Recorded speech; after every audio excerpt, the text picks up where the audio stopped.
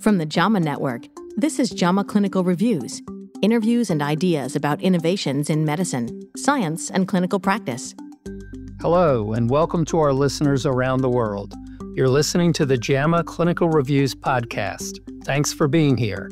I am Dr. David Simel, JAMA Associate Editor and Professor Emeritus of Medicine at the Durham Veterans Affairs Medical Center and Duke University. In this podcast, we will be discussing keratinocyte carcinomas. I'm joined today by Dr. Mackenzie Wehner, who is an Assistant Professor of Dermatology at the University of Texas MD Anderson Cancer Center. Dr. Wehner is author of our narrative review on keratinocyte carcinoma, which appears in the October 30th, 2025 edition of JAMA. Mackenzie, thank you for joining us today. Thank you so much for having me. Mackenzie, keratinocyte carcinoma refers to basal cell and squamous cell skin carcinomas, which both have a high incidence. Where in the body do these occur? These tend to occur on the head and neck. That's our most frequent site. I think about half of them are on the head and neck. This location is certainly a blessing and a curse. Often these skin cancers are in a place where they're visible to the patient or their family members or clinicians who are not dermatologists. So that makes them a little easier to get noticed. But the negative of that is that most people would strongly want to avoid having a skin cancer and a need for a surgery on their face. For these two different skin cancers, basal cell carcinoma, the second most common location is on our trunk, like our chest, abdomen, and back. And squamous cell carcinoma, the second most common location is the arms. What are the risk factors? Well, we think of exposure to ultraviolet radiation or sunlight to be the primary cause of keratinocyte carcinomas.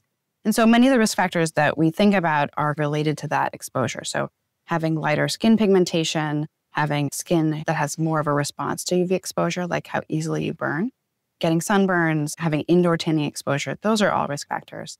And then there's some others as well. So older people get keratinocyte carcinomas more than younger people, and men get them more often than women. And then in general, people who have some very specific risk factors can also get more of them. So immunosuppression is a big one we think about, particularly people who are solid organ transplant recipients. How strong a risk factor is sunburn? That's a great question. Sunburn is certainly a significant risk factor, but it's also one that's hard to measure.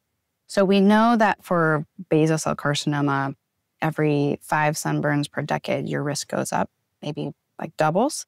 And for squamous cell carcinoma, if you have a high frequency of severe sunburns, like the ones that might blister or really be painful, your risk goes up 75%. But that's all compared to people who get no sunburns. And measuring this on a population level is tough. So people get these skin cancers, of course, without a significant sunburn history. But we do, from our epidemiological studies, know that if you get more sunburns, you do have higher risk. Are sunburns as a child just as important as sunburns as an adult? We tend to think that sunburns as a child are more important than sunburns as an adult. If you think about exposure to a carcinogen, so, UV exposure, it is a carcinogen. If you think about any carcinogen, would you rather have a child experience it, or would you rather experience it when you're already 80 years old? We would all choose to expose ourselves later in life because there's less time for any of those carcinogenic changes to then actually turn over and turn into a cancer. So we know this for indoor tanning, and we think it's probably true for sort of sunburns and other UV exposures as well, which is why many of us dermatologists really aggressively sun protect our kids. Tell me a little more about indoor tanning. Of course, indoor tanning is really an established carcinogen. So the WHO has considered it a carcinogen for more than a decade. And we know that people who've ever been exposed to indoor tanning have increased risk of keratinocyte carcinoma. And that's about 25% for basal cell carcinoma and about 60% for squamous cell carcinoma. Now, when I say that, ever been exposed, many people hear ever been exposed and they think, well, one exposure couldn't possibly confer that much increased risk. And I think that's probably true. I don't think it was one exposure. We do have reasonable evidence for indoor tanning as a real causal factor. So we see a dose response in many of these studies, like the more you're exposed, the higher the risk. And we also see that evidence of that exposure at a younger age confers a higher risk. So we think there's a real causal factor there. But we also think about indoor tanning as like a marker for risk. So if you were going to indoor tanning beds, you were probably doing a lot of things during that time in your life to try to get tan. And so we think there's a causal aspect, but also we use it in clinic as a marker for increased risk. Well, you also mentioned sunscreen for kids. What SPF factor should people use for their sunscreen? The American Academy of Dermatology recommends an SPF factor of 30 or higher. In general, the higher SPF factors you get, the better the protection is. But as we get to really high SPF factors, the sunscreens tend to be a little thicker, a little more difficult to apply. So it's kind of a balance between what you are willing to apply and interested in applying and how protective the sunscreen is. The other thing is that all sunscreens rub off at the same rate. So if you put on SPF 30 and go to the beach, and you put on SPF 100 and go to the beach, you're still supposed to reapply in 2 hours. The difference between the SPF 30 and the SPF 100 within those 2 hours before you reapply isn't so significant that it probably makes a big difference. One thing that I like to tell patients is the best sunscreen is the one you will actually use and reapply, because that's the barrier for most people, not the actual SPF exactly. Let's talk a little bit about what these keratinocyte carcinomas look like. And in thinking about that, actinic keratoses are a risk factor for squamous cell carcinomas. So how do I tell the difference between an actinic keratoses and a squamous cell carcinoma? That's a great question. I think the short answer is that dermatologists spend 3 years in residency figuring out how to tell the difference and what to biopsy and what to treat. But in general, actinic keratoses are pink or red. They're a little bit scaly. They often will feel like sandpaper, or if there's something kind of gritty, there's like a gritty scale that might be hard to scratch off. So people come in and they sometimes say, this part of my face, it feels different. It feels kind of gritty and tough. They can also be brown instead of red. They can sometimes be skin colored. When we think about squamous cell carcinoma, we usually think about things that are a little bit more thick and raised. They are a little more red. They have more scale or crust. And then sometimes they're actually painful. So people come in and say, this spot, when I touch it, it really does hurt. And that's something we pay attention to in terms of deciding what to biopsy or what to treat, just like an actinic keratosis. What about the appearance of basal cell carcinomas? Well, most clinicians learn in medical school, whether they remember or not. I remember learning this, that basal cell carcinoma looks like a pink pearly papule, right? That's what you read in the review books. And that's true, but I think it's important to remember that basal cell carcinomas have several clinical subtypes. Nodular basal cell carcinomas are the ones we think of as that pink pearly papule. So these can be shiny or sort of translucent looking. They have a smooth surface. Sometimes you see those visible blood vessels on them. But there's some other varieties as well. Superficial basal cell carcinomas are red, flat lesions, sometimes with some scale. And these really commonly get misdiagnosed by patients and by non-dermatologist clinicians as eczema, because they really do look like a stubborn spot of eczema. So a classic situation is someone says, I've been treating this eczema spot on my arm for a year, all these topical medicines from my primary care, and we just can't get it to go away. And it turns out that it's a basal cell carcinoma.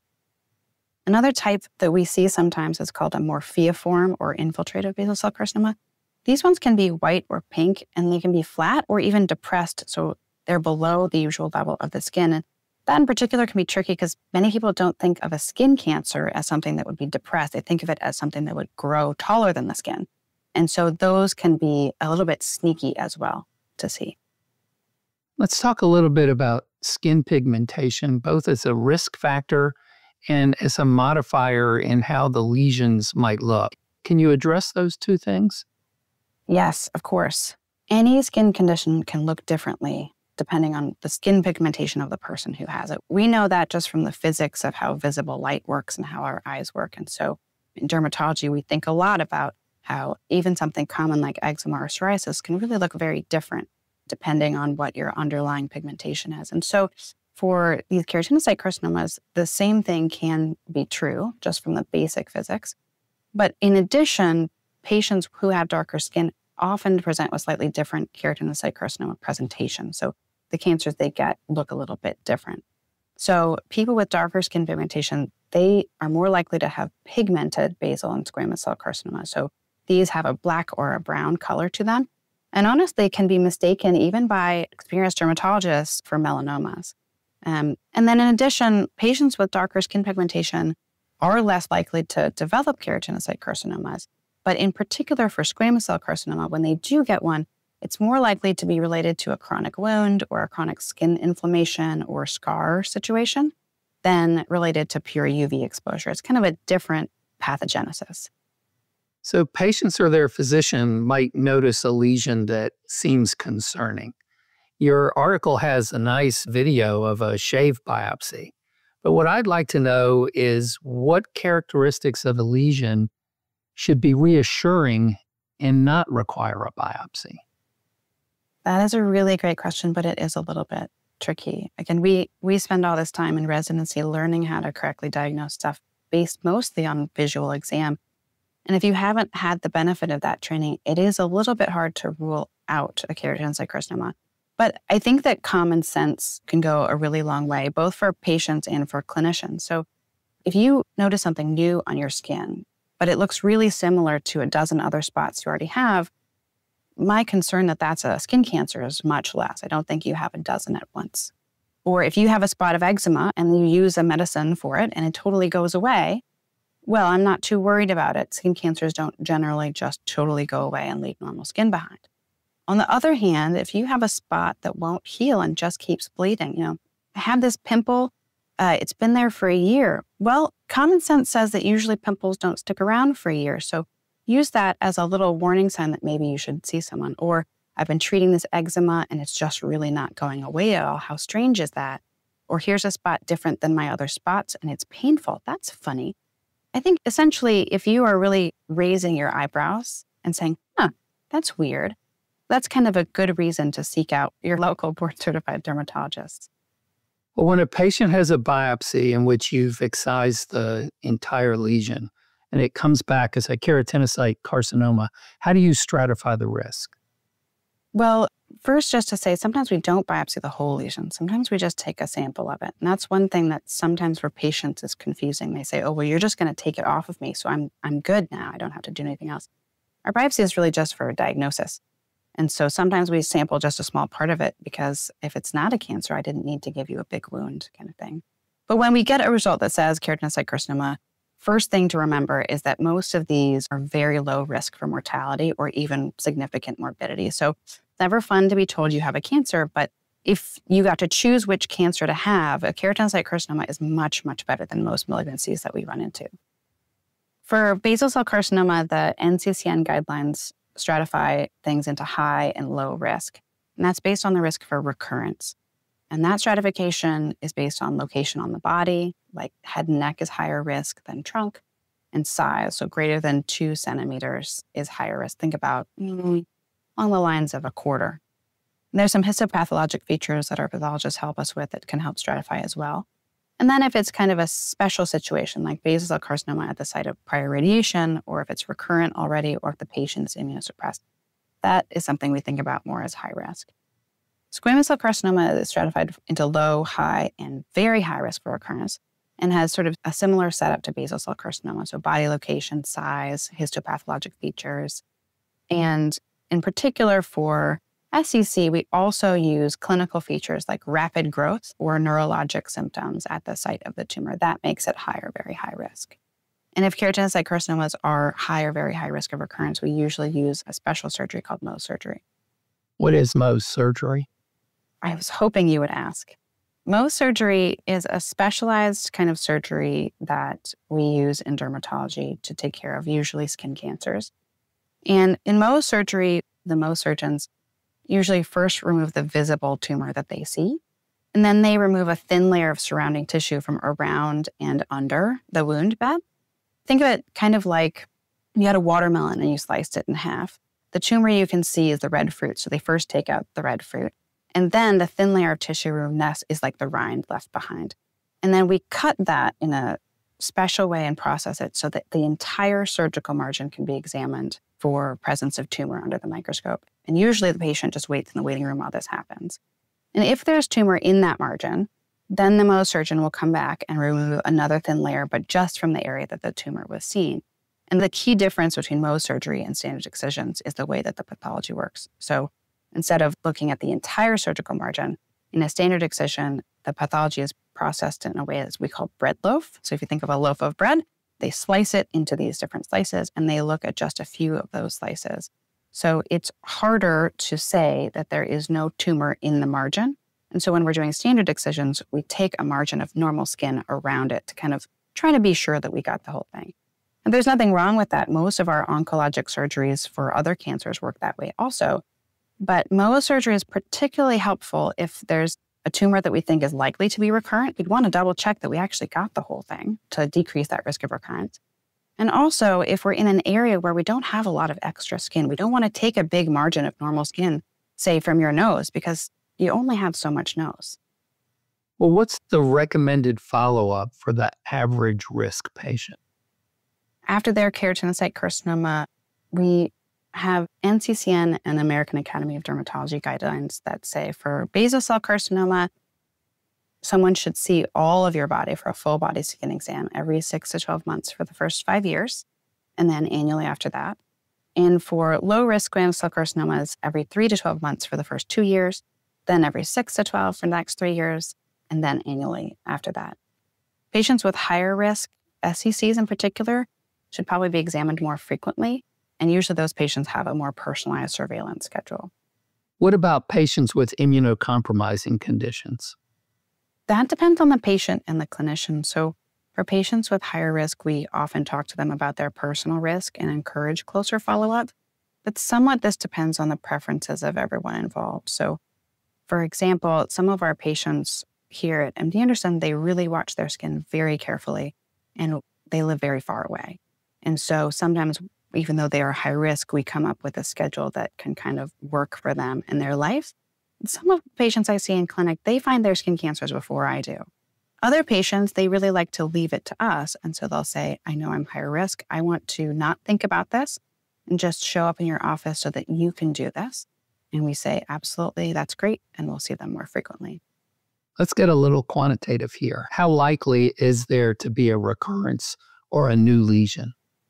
For most of these lesions, the risk of recurrence is really pretty small, like 5% or less.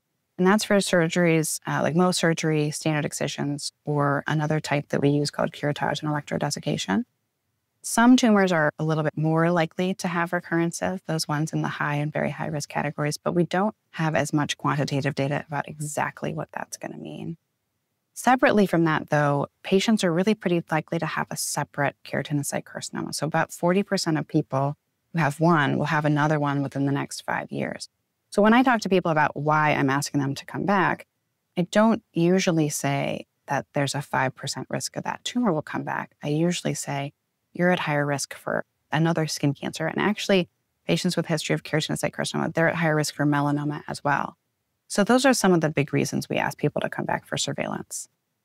I assume that the surveillance requires a whole body examination and not just looking at the region of the original lesion. Yes, we tend to recommend that, though it does vary by clinician. In general, patients have new tumors at other sites. And because their risk of new tumors, like new skin cancers, is actually much higher than their risk of recurrence at that one site, we usually think it's a good idea to look at a patient's whole body. Now, of course, if a patient doesn't want us to look at their whole body, we're not going to force them to do that. But if we don't look, then we can't find it for you. So in general, we do like to do a full body skin exam. Well, thank you for joining us today, Dr. Wehner. I am Dr. David Simel, and I've been speaking with Dr. Mackenzie Wehner about keratinocyte carcinoma. You can find a link to the article in this episode's description. This episode was produced by Daniel Musisi at the JAMA Network. To follow this and other JAMA Network podcasts, please visit us online at jamanetworkaudio.com or search for JAMA Network wherever you get your podcast. Thanks for listening. This content is protected by copyright by the American Medical Association with all rights reserved, including those for text and data mining, AI training, and similar technologies.